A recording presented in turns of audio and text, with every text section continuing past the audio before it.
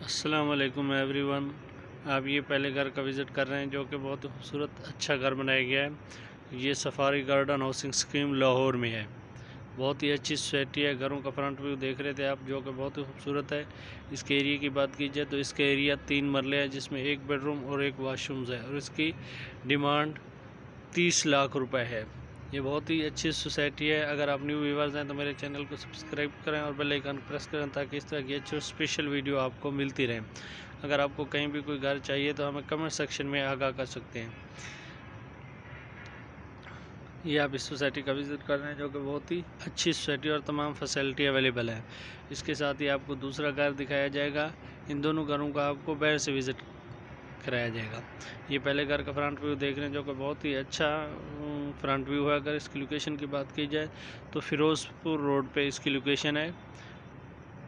बहुत ही अच्छी सोसाइटी है।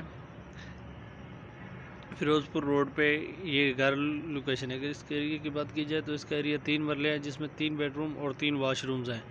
आप इसके गली देख रहे थे, जो कि बहुत ही खुली गली है। बहुत ही अच्छा फ्रंट व्यू है इसका।